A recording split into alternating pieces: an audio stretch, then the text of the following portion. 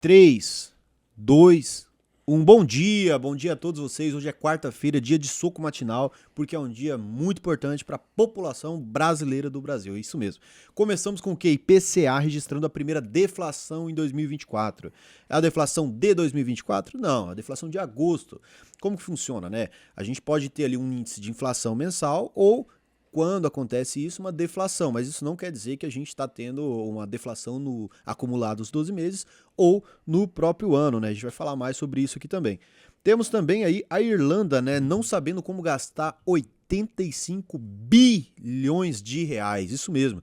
E uma ação que a Corte da União Europeia fez contra a Apple, né, determinou que a Apple fizesse esse pagamento aí que dá 13,8 bilhões de euros. E a Irlanda, por incrível que pareça, aí não sabe muito bem como gastar esse dinheiro. Ah, se fosse aqui. E outras notícias também que a gente vai falar aqui no seu Soco Matinal. E no final das contas, para quem é novo no YouTube, quem mora aí no Garapu 2, perto de Canarana, que não sabe o que é o Soco Matinal, esse grande programa aqui do YouTube, o que é esse programa? Soco Matinal é um programa compilado de notícias de geopolítica, macroeconomia e mercado financeiro para você começar o dia sendo muito mais inteligente do que você já é no dia a dia. Ao meu lado aqui eu tenho figuras ilustres que eu não tenho nem palavras para descrever a admiração que eu tenho por esses dois. O primeiro deles é quem? José Jagger. Bom dia a todos, obrigado aos nossos ouvintes aí por mais um programa especial, que hoje vai ser um programa diferente. Isso aí vocês vão perceber que hoje vai ser um programa diferente aqui. E também, ao meu lado, ele. Bom dia, queridos telespectadores do Suco Matinal. Sejam bem-vindos a mais um programa. Chama, Potan. Começa o dia, então. Como é um programa de tradição, né? Vai. Vamos aos índices. Eu duvido. Ali no mercado norte-americano, a gente tem os mercados operando majoritariamente no negativo, aguardando as divulgações do índice CPI, que é a inflação dos Estados Unidos, basicamente, e também digerindo o debate que aconteceu entre a Câmara e o Trump, os dois presidenciáveis na corrida desse ano. Debate esse muito interessante, Matheus, com aí, ó, desde 2016, nenhum dos candidatos se cumprimentavam e ontem a Câmara tomou a iniciativa de se levantar e ir até o Trump e cumprimentar ele na mão. Olha aí. As pesquisas apontam que a Câmara teve uma performance melhor do que o Trump no geral, por conta que o Trump até ficou meio bravo com algumas colocações dela, não olhou para ela em nenhum momento do debate, só olhava para frente, assim, naquela carranca dele. E enquanto a Câmara gesticulava, parecendo até arrogante em certos momentos. Nenhum dos dois apresentaram as maneiras que eles vão colocar os seus planos presidenciais em prática, mas eles falaram bastante como fazer. Enquanto o Trump batia muito na questão de imigração, falando até que os imigrantes estavam comendo cães e gatos de estimação em Ohio, a Câmara também batia no Trump, falando que até os próprios militares lá, grandes no exército americano, dizem que o Trump é uma desgraça para o governo, fazendo com que o Trump ficasse brabo e nem ficasse muito no seu âmbito de falar do que realmente ele poderia pontuar. Eu acho que o que pegou muito, na verdade, assim, o Trump nesse debate é que a Câmara não foi nada como o Biden foi lá em junho. E hoje quem fez quase o papel do Biden foi o Trump, o próprio Trump. E ela também ressaltou pra ele que ele ia competir com ela e não com o Biden. Parece que o jogo virou, meu amigo. Os dois perderam, né? Cada um falou para sua própria base, na realidade. Com certeza. Mas os jornais dos Estados Unidos, no geral, dizem que nos Estados Unidos os debates não são tão relevantes como aqui no Brasil, sendo que apenas 15% da população hoje ainda não estão decididos em quem votar. Então, se apenas 15% da população não está decidido, a gente pode ter um pressuposto aí de que esse debate de ontem foi para esse pessoal que ainda está indeciso, porque são eles que vão decidir quem que vai ter a vitória lá nos Estados Unidos, se vai ser a Kamala ou o Trump. Como nos Estados Unidos ali, a gente já tá... Aqui é tradição, mas é mudança. Aqui a gente é inovação e tecnologia. Tá no meio dos índices, mas a gente tá falando. Já coloca uma Já notícia coloca no uma notícia meio. no meio. Mas agora vamos pra Ásia? Vamos pros índices? Vamos pros índices. Tem muita coisa hoje pra gente falar aqui dos debates. A gente vai tratar mais sobre esse assunto aí, mas é um programa de tradição, né, pessoal? Então, já não pode segue quebrar os a índices. tradição. Na Ásia, a gente tem um mercado majoritariamente negativo, com destaque para o Japão, que fechou em queda de 1,49%, principalmente após divulgação de dados econômicos que mostraram que a confiança do consumidor em relação ali aos grandes fabricantes e até mesmo como não fabricantes caiu, né, pelo terceiro mês consecutivo, na realidade, que acabou impactando significativamente a bolsa de lá. Na Europa, a gente tem os mercados aí majoritariamente negativos, concentrando aí os últimos dados de inflação dos Estados Unidos e aguardando uma decisão de juros do Banco Central Europeu. Por fim, em relação às commodities, a gente tem petróleo, tanto WTI quanto Brent, em alta, principalmente por causa da tempestade tropical Francine, que está colocando pressão em relação ao abastecimento de petróleo, o que acaba até superando as preocupações com a demanda relativamente fraca da commodity. E por fim, a gente tem o ferro subindo na China, principalmente com uma alta ali nas exportações de aço. E o Bitcoin caindo aí por volta de 2,4%. Já que o Malheiros é contra a Angola, como a gente percebe, ele nunca traz o Kwanza aqui. Douglas já traz, né? O Douglas é O diferenciado. Douglas é diferenciado. Ele é né? diferente. Fica esperto aí, Malheiros.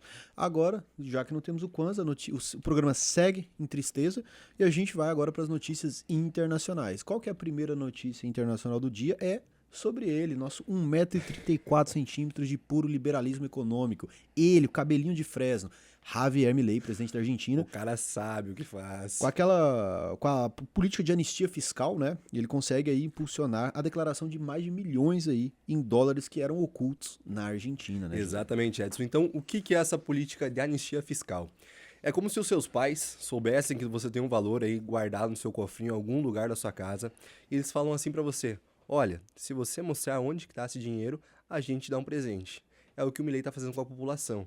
No caso, se a população depositar os dólares, colocar o dinheiro que eles têm oculto dentro do país nos bancos e usam para movimentar a economia esse valor, o Milei vai oferecer aí uma certa isenção fiscal, cobrando até 5% em até R$ 100.000 para quem declarar isso até setembro.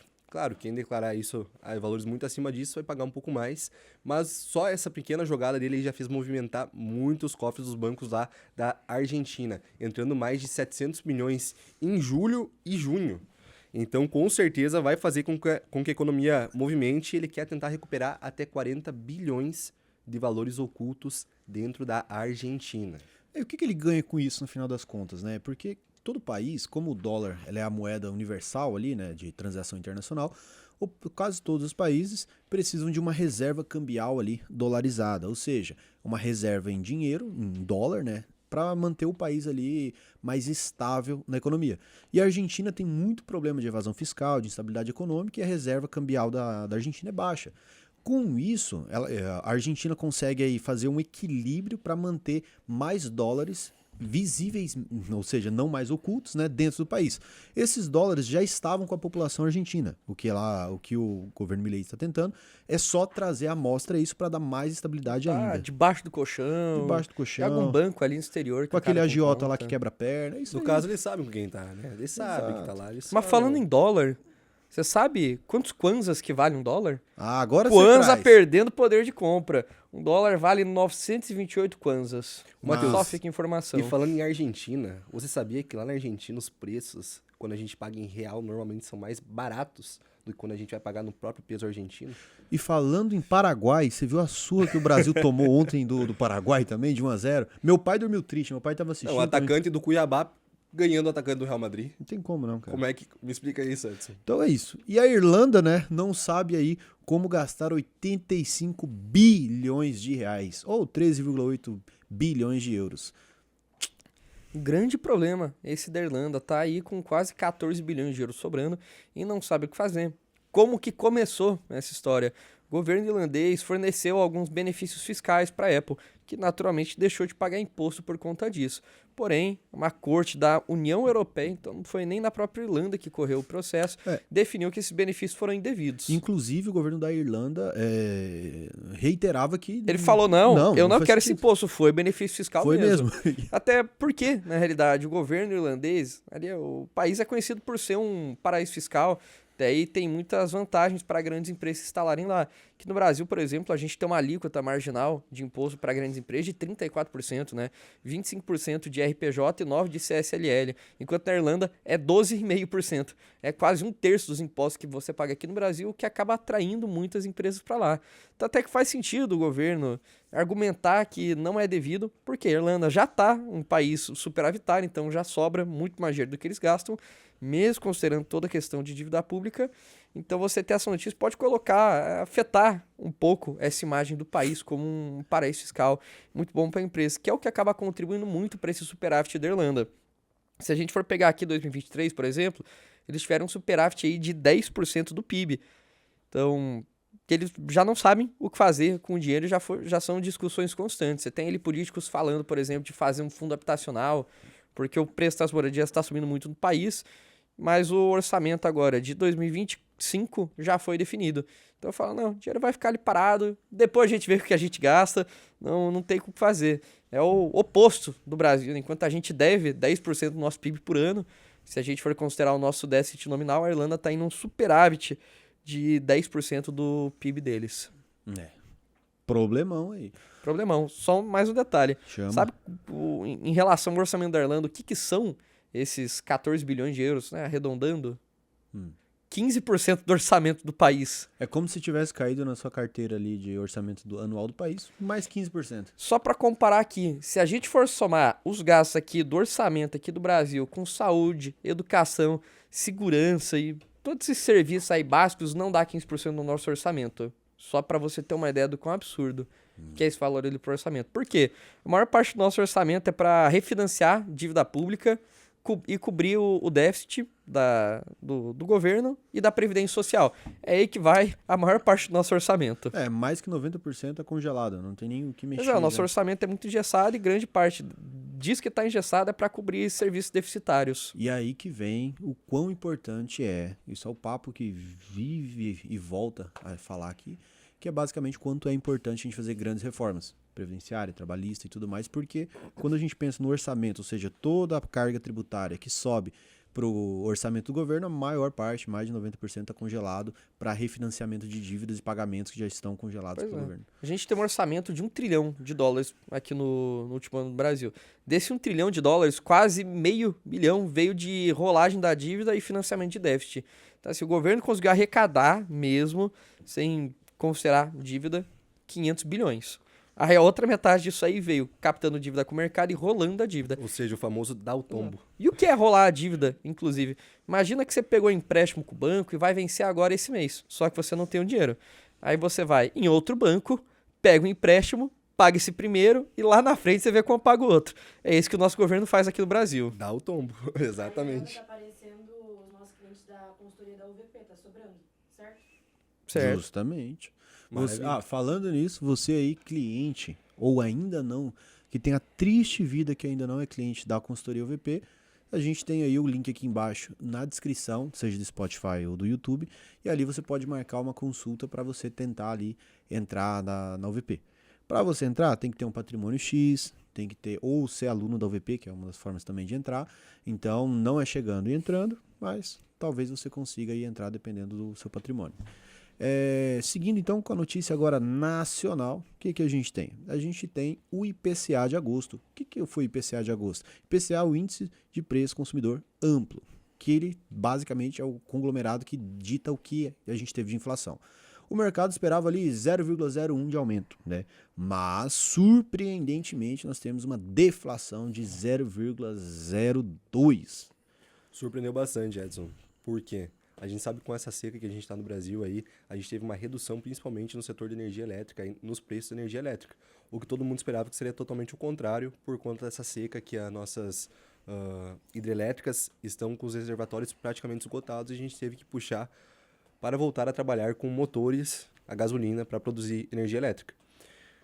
Voltando para o IPCA, o que puxou realmente ele para baixo esse mês foi a questão das bebidas, setor de alimentação e também de habitação. Essa queda aí não era esperada, a gente esperava que ia ter um aumento esse mês de 0,01%, então foi bem contra o que o mercado estava esperando. Inclusive na próxima semana, na quarta-feira, a gente tem a super quarta e com a decisão do Copom e do FONC dos Estados Unidos sobre as taxas de juros. E talvez essa saída agora do IPCA controlado, mais uma vez, possa ser que mudem as expectativas dos analistas aí que esperam que a taxa suba 0,25%. Concorda, Matheus? De fato. Até mais um ponto, é porque a gente teve uma pequena deflação de 0,02%, né? 2 bases, você pode chamar dessa forma. Mas se a gente pegar o acumulado nos últimos 12 meses do índice IPCA, a gente saiu de 4,5% para 4,24%. Mas por que uma quedinha tão pequena deu esse impacto até interessante nos últimos 12 meses? Primeiro, isso não significa necessariamente que nos últimos 12 meses os preços caíram. Significa que desacelerou a inflação. Os preços continuam subindo, mas estão subindo mais devagar. certo? E essa diferença se deu por quê? Entrando agora agosto desse ano, que foi um mês deflacionário, você tem julho do ano passado deixando de entrar no cálculo dos últimos 12 meses. Por isso que você dá esse impacto um pouco mais significativo. Basicamente, zerou ali um mês e tirou um mês que foi positivo do ano passado. Então, no acumulado, acaba tendo essa diferença. E vale destacar também que, apesar de parecer aí relativamente controlado, ainda é um desafio, porque a nossa meta de inflação no Brasil é de 3% ao ano, com tolerância de 1,5% para cima e 1,5% para baixo. Ou seja, oscila entre 1,5% ao ano a 4,5%. A gente, até a divulgação desse último IPCA, estava ali já batendo no limite superior da meta, exatamente 4,5%. Agora a gente abaixou um pouco, mas está muito próximo do limite superior. Então tem que tomar cuidado com esse descontrole de preço, e aí que entra o trabalho do Banco Central, de por meio ali da taxa de juros e outras políticas monetárias, fazer o controle da inflação aqui no Brasil e preservar o nosso poder de compra. Abraço, Robinho. Maravilha. Agora, Galípolo daqui a pouco, né? E agora o Gabs. Agora, muito bom. E a gente ainda tem alguns desafios também. Por exemplo, a alta do dólar, ela não reflete de imediato no IPCA. Por quê? Você tem outro índice de inflação, que é o IGPM, que aí sim, ele vai oscilar muito com a alta do dólar, porque ele reflete muito ali preço de atacado. 60% da composição do IGPM é um índice que mede preço do atacado. Agora imagina, você é empresa, tem que ficar comprando ali insumos, que é muito dolarizado. Então reflete de imediato. Mas esse repasse de preço demora um pouco para chegar ao consumidor. Então é um efeito que a gente vai sentir nos próximos meses também. E a alta do dólar motivada por quê? A nossa falta de austeridade fiscal no Brasil e insegurança jurídica que a gente tem, falas do presidente atacando o Banco Central. Então, temos nossos desafios ainda para conseguir manter a inflação sob controle. E aqui no Soco Matinal você vai acompanhando também os próximos resultados. A gente teve o resultado de agosto, quando a gente tiver o resultado de setembro, outubro, novembro, a gente vai fazendo essa somatória dos últimos 12 meses para ver se a gente vai realmente bater a meta de inflação que a gente tem ou não. Próxima notícia nacional que a gente tem é dela, da queridinha do BNDES, Odebrecht. Então, Odebrecht protocola aí um pedido de RJ, recuperação judicial para os mais íntimos, né? Uma das maiores construtoras aí do Brasil, né? Ficou marcada por escândalos de corrupção que abalaram o país e agora incluindo também o envolvimento naquela grande operação Lava Jato. E agora, diante de vários outros fatores, faz o pedido aí de recuperação judicial, Malheiros.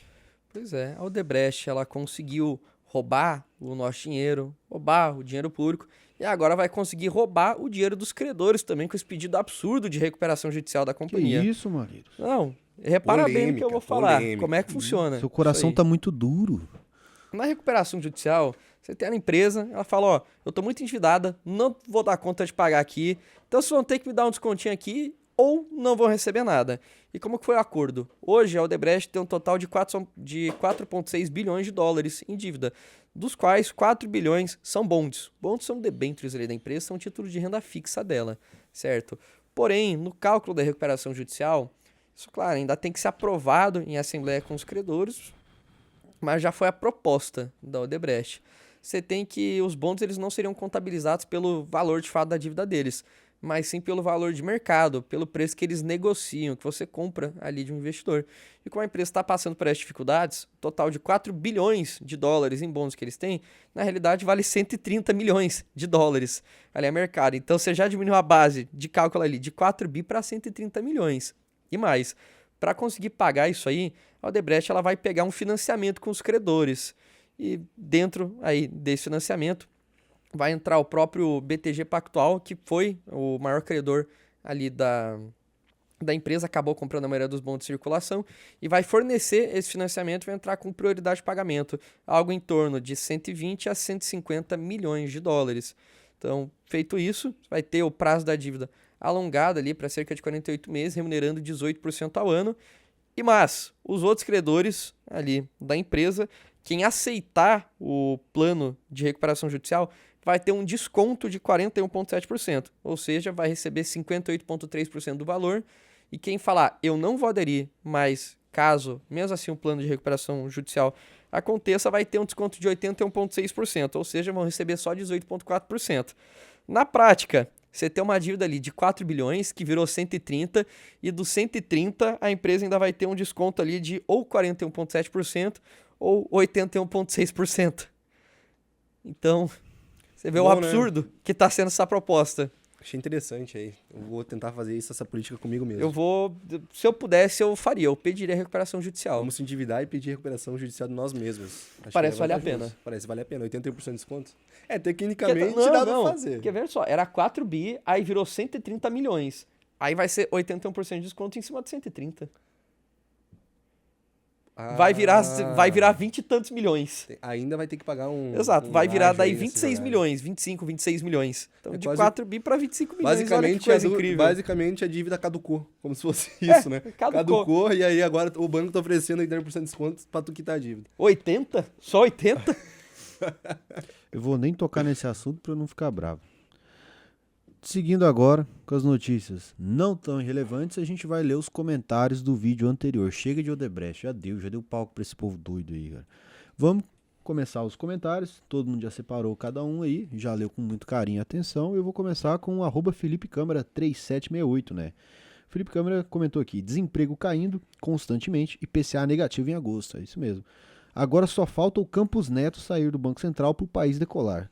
Tá falando merda, Felipe. Tá falando merda de novo. Toda vez que você vem aqui, fala merda, cara. Agradeço ao Campos Neto por isso, na realidade. Não, nem dá moral. Vamos lá.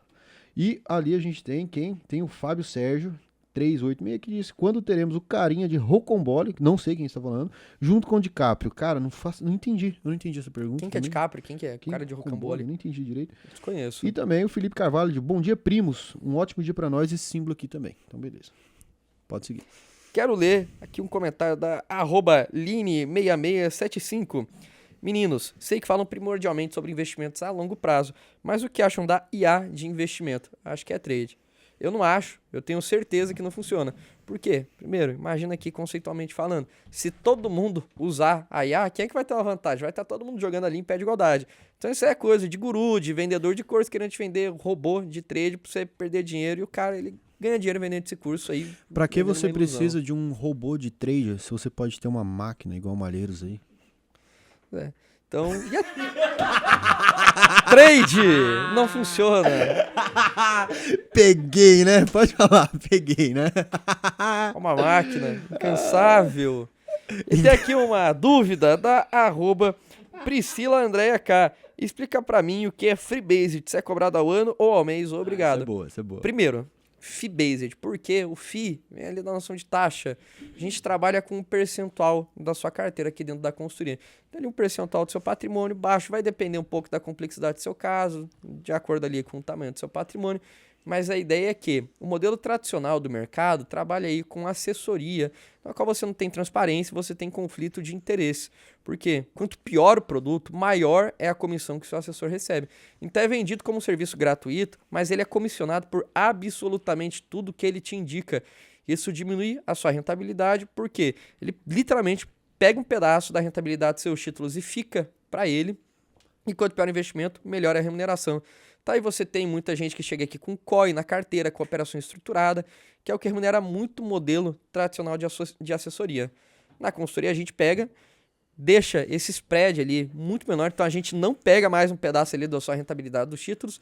Então já de cara você começa melhor, porque a remuneração que iria para o seu assessor volta para você. Daí você conta aqui com todo o nosso trabalho para conseguir gerar valor na sua carteira e te entregar no longo prazo um retorno aí mais interessante. E, além disso, liberar o seu tempo. Então, você não vai ter que mais se preocupar com seus investimentos. A gente cuida para você. E isso que é off-based. É um percentual cobrado ao ano do seu patrimônio, que a gente vai ali descontando mês a mês e te devolve toda a remuneração que iria para o seu assessor e cuida da sua carteira. Maravilha. Isabela Melo 88. A plataforma acha que a gente é bom. Eu apenas ratifico. Acho que é retifico. E ainda bota uma hipérbole. Vocês são foda de bons. Ela tá inventando palavras Muito aí. obrigado, Isabela. Hipérbole eu acho que não existe, mas Ela vamos acabou de deixar inventar pra essa palavra aí. mim. Não existe, né? Hipérbole existe. Ela acabou de inventar. Não existe, acabou de inventar. Hipérbole, como é que tu viu hipérbole? Para, né? Português. É lógico que existe, cara. O Malheiros não entendeu a piada. É porque, não, se fosse você falando, tudo bem, mas que veio do Zé, cara, é complicado. Não, que isso. Vamos lá, vamos seguir Cara, com Não, eu vou difamar o Zé aqui. Teve um Ô, programa. Vou difamar o Zé. Teve um programa que a gente tá gravando, o último da Petrobras, falando navios, o Zé tava falando navios. Agora o cara não pode fazer... São os Olha aí. navios de petróleo. Não, se Não. for pra difamar, tem muita Não, coisa sua aqui também. Não, vamos aí, vamos Joga comentar na aí. roda, então. Malheiros nunca errou. Vamos deixar aí só. Malheiros é perfeito, ele nunca errou. Aí, nada. Malheiros, se eu fosse eu, pararia de convidar a galera a jogar na sua roda. Vamos lá. Notícias não tão irrelevantes, a gente volta com Tegus quem? MP, AUVP patrocina o Flamengo. Ah, esse comentário eu também vi. Eu me recusei a conversar com esse rapaz. Não, só ignora. Vamos lá. Seguimos com as notícias não tão irrelevantes. Vocês param de quebrar o programa aí, que aqui é um programa de tradição, viu? Próxima quebrada de programa aí, a gente vai sair na mão A aqui. próxima eu vou jogar na roda o Mateuzinho. Vamos lá. Aí pode quebrar. Com isso pode. Vamos lá. Nubank encerra negociações do Nucoin, finalmente, né? E desaponta clientes. Finalmente, eu tô com pena dos clientes da Nubank. Imagina você, juntou seu dinheiro, falou, porra, achei interessante agora. essa criptomoeda da É Nubank, agora. acredito na tese, vou comprar. Aí depois de um tempo, o Nubank chega e fala, seguinte, agora você não pode nem comprar, nem mais vender a tua moeda, ela vai ser um ativo inútil. E você só vai poder usar ela para gastar com a gente. Pois é, foi isso que aconteceu. A Nucoin, dentro de 15 dias, vai ter as suas negociações suspensas. Não vai mais poder nem comprar, nem vender. E tem duas alternativas. Ou você vai usar simplesmente para ter descontos dentro da própria loja da Nubank, que não sabemos se vai ter os preços mais competitivos do mercado. Fica aí a primeira ponderação. Ou tem até a opção de trocar por Bitcoin e USDC, que é uma criptomoeda que acompanha a cotação do dólar. É uma stablecoin, como é chamada. Porém, tem uma cláusula de isenção de responsabilidade que diz o seguinte, para você, se você não sabe ainda mexer com criptomoeda, mesmo que você não tenha experiência, só tenha comprado aqui para ter um pouco de facilidade, se você fizer alguma besteira e perder seu dinheiro, a culpa não é nossa. Foi exatamente isso que a Nubank falou para os clientes, o que deixou todo mundo muito desapontado e lotou o Reclame Aqui da instituição de reclamações. Maravilha. Maravilha. Nubank. Vamos lá, seguimos com Maravilha. a outra notícia que é de quem? É da Sony, nossa querida empresa de jogo, que anuncia aí o PS5 Pro em 7 de novembro. Por quê? $700. Ou seja... 7. O quê? Rafa Moreira. Quem é Rafa Moreira? Não conhece a Rafa Moreira, cara? Você não conhece? Eu não conheço. O embaixador do trap no Brasil. Eles são muito jovens, cara. Eu lembro só de Milionário José Rico. Vamos lá. Seguindo a notícia da Sony, não de trap, que não é um programa de trap, lugar de música, Mateuzinho é que ambiente de puxou. droga. Mas Vocês eu sabem fiquei disso. doente de amor pelo PlayStation 5 Pro. O que tem de diferente? É igual o iPhone. É igual não iPhone tudo 1 igual. com 15 mais 1. Você pega o iPhone 1 é igual, o iPhone 16 é a mesma logo. O Matheus vai comprar um Play 5 pra nós jogar em casa agora. Ah, isso aí, ó, pra todo mundo. Juntaram Matheus Malheiros, juntamente com José, E a Aquaman. e o E aí, Aquaman Zé? que mora aqui na empresa, e formaram ali a família mais disfuncional que o IBGE vai consultar aí nesse ano. Estão discutindo. Falou, não sei o quê. Virou festa isso aqui. Né? Então a gente vai ter que agora, gradualmente, retirar a aproximação deles, né? O pessoal, inclusive, fala que funga muito no microfone e queria que tenha um padrão de distanciamento. O padrão de distanciamento vai ser, inclusive, fora do estúdio. A gente vai continuar assim. E é uma família bonita, cara, de verdade. Eu fico assim... Não tenho nem palavras pra descrever a família que acabou de se formar aqui, cara. Sensacional. Dá quase os trapalhões. Pensando bem, então, agora essa família vai ter um Play 5. E falando do Play 5 que será lançado em novembro, que é a notícia, né? O que vocês podem falar sobre isso? Que cama a gente não tem, mas o Play 5 vai sair. O Pra colchão que uma no câmera, chão. né? Se pode ter um Play A 5. gente tem que ter o que é essencial, no caso, que é um banheiro, um ar-condicionado, uma TV no chão e um Play 5. E um chimarrão. E um chimarrão. Pronto. Quer apontar alguma coisa, Matheus? Não faltou nada, não. Tem tudo mesmo. Então é só isso que a gente precisa, pra ser feliz. E uma família TV, né? unida. Não adianta Play 5 A TV sem vai TV. no chão, a TV vai no chão. Exato, não, só a TV mesmo. Pra conseguir ligar na tomada. Cara, esse programa eu vou finalizar sem essa notícia. Vocês fiquem espertos. Fala do Play 5, galera. Vai lá. Basicamente o Play 5 aí, galera, vai ser a versão Pro que promete renderizar 45% melhor do que a versão padrão, custando $200 a mais. Então aí vai pesar no bolso quem quer comprar. Eu e o Mateuzinho vamos comprar pra jogar Wukong, que saiu agora, grande jogo aí. E não tem muito o que falar, é praticamente o iPhone 15 mais um. iPhone Pronto. 16 aí da versão da Sony. É isso mesmo. Porque então você aí que mora com o pai e com a mãe ainda, não faz nada da vida e só joga, ainda é um... Enfim, você tem a opção agora de gastar mais caro pra você conseguir aí um Play 5. Mas se você já trabalha, já consegue construir e quer se divertir, aí sim eu te respeito e aí você pode ter um Play 5. Aqui no programa, a gente tem o quê? A gente tem todo dia, de segunda a sexta, um momento que a gente traz alguma explicação básica do mercado financeiro. Ou seja, alguma coisa que faça com que uma pessoa que acompanhe todos os dias aprenda pelo menos uma coisinha nova, alguma coisa que quem já é da UVP Escola já sabe de tudo isso, então vai ser uma coisa básica, mas para quem está aí no YouTube perdido e chegou até esse vídeo, pelo menos aprenda uma coisa nova todos os dias, né? E aí, o Malheiros falou hoje que, respondendo a grande resposta de fee-based, a diferença do que é um fee-based para um commission-based, né? E aí ele disse que tem assessorias. E aí existe uma assessoria. E a gente tem dentro da UVP Capital a consultoria. Malheiros, qual é a diferença entre uma assessoria e uma consultoria? Por que você pode ter um consultor ou um assessor? Boa pergunta. Muito obrigado. Qual a diferença? O que é um assessor antes de tudo? Ele é remunerado normalmente pelo modelo de comissão. Então isso significa que ele vai ganhar pelos produtos que ele te indica e quanto pior o produto, melhor é a comissão dele, o que acaba gerando um certo conflito de interesse. Agora, o consultor, por sua vez, normalmente vai trabalhar com um modelo de fee-based, que é o que eu expliquei agora há pouco, no qual ele vai conseguir te oferecer produtos mais interessantes e mais isento de conflito de interesse, que para longo prazo acaba fazendo muito mais sentido na sua carteira, porque ele não está olhando ali para a remuneração de curto prazo dele, está olhando para o longo prazo. E a lógica é, quanto mais você ganhar, mais o seu consultor vai ganhar dinheiro também. Então você tem um casamento ali dos interesses na realidade. No geral, essa seria a principal diferença. Você tem um modelo de assessoria sendo primordialmente o modelo aí de comissão e o da consultoria no modelo de FII. Claro, existem assessores, só deixando sendo aqui, né? Tem assessores que trabalham com o modelo de FII-based, mas é algo que está sendo muito embrionário, um movimento de vanguarda praticamente no mercado financeiro, que é o que a gente tenta difundir aqui por meio do nosso trabalho. Acho que eu tenho que comentar também sobre o que o Matheus falou, que ele disse que a gente, quanto mais o consultor ganha, mais o cliente ganha. É verdade. Mas aí pode surgir no público uma dúvida da seguinte: então por que vocês não cobram apenas sobre a rentabilidade da minha carteira? Hoje a gente cobra em cima do patrimônio que a gente orientar. A partir do momento que você coloca um ganho nosso em cima de uma rentabilidade, você automaticamente coloca junto disso um conflito de interesses. Por quê? Imagina que a gente pensa o seguinte: pega um senhor cardíaco de 55 anos, extremamente arrojado, o cara quer ter risco, tendo uma tolerância ao risco, mas não tem uma boa capacidade ao risco porque é uma pessoa que não tem uma saúde tão próspera, não tem um horizonte de investimentos muito longo. Logicamente, um consultor que se preze vai tentar fazer para esse senhor uma carteira um pouco mais conservadora, mais pé no chão, não muito arrojada, com não muitas coisas, muitas ações, etc. Muita renda variável na carteira. Quando você vai cobrar desse senhor em cima da rentabilidade, surgiria um viés na cabeça do consultor que fosse atender ele de fazer o seguinte: vamos colocar 80% em ações da carteira do velho, mais 20% em Bitcoin, e se a carteira render muito, show de bola. Se cair tudo, quem está perdendo é ele, não eu.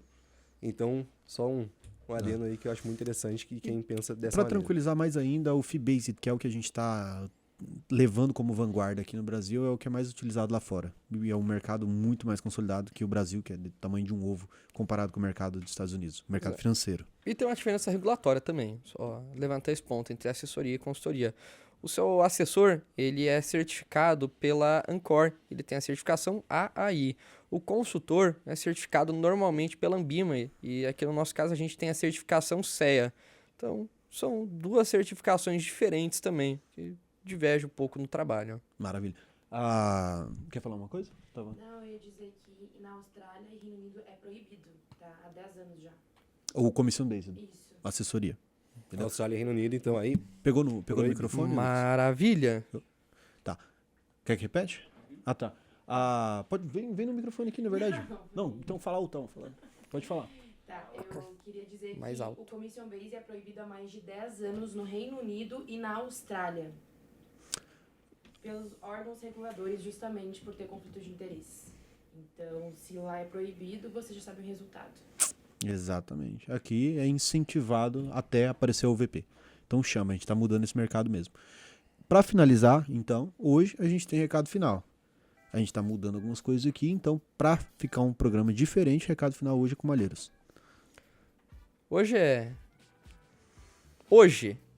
é quarta-feira. E quarta-feira é um dia puxado. Tenho reunião agora, tenho gravação, não tem recado final, tenho que trabalhar. Que isso, cara. Eu falei que o programa ia ser diferente, não tem recado final. Não trabalhou a semana inteira que vai querer trabalhar É. na quarta agora. É Não, que- vê se pode, uma coisa Ontem, dessas. meio-dia, tinha ido pra casa. Sim. Almoçar. E hoje, agora vai parar pra Agora eu comer. não posso almoçar no meu Vai parar trabalho. durante o agora. dia pra comer agora. É isso. É, Virou festa? virou trabalho. Ficou fácil a vida, né? Desmotivado, menino. Desmotivado. Então, beleza, vamos embora. Abraço, Roberto. Abraço, Vitão. Hoje a gente teve telespectadores aqui, ó, junto com os Gostou do programa, telespectadores de lá. Vitão? Foi aprovado, Vitão? Provável. Beleza. Só, gravação, inclusive, com o Vitão, preciso dar o VP Analítica, que tá aqui já pra me cobrar pra eu gravar agora no que eu sair do programa. É isso, ele tá aqui pra não deixar você sair, Exato, pra almoçar. Ele tá aqui pra não deixar eu fugir. O Malheiros quer almoçar 4 vezes no meio da tarde também, aí fica difícil. Vamos lá, vamos embora. Tchau pra vocês, Falou. um abraço. Chama Potan.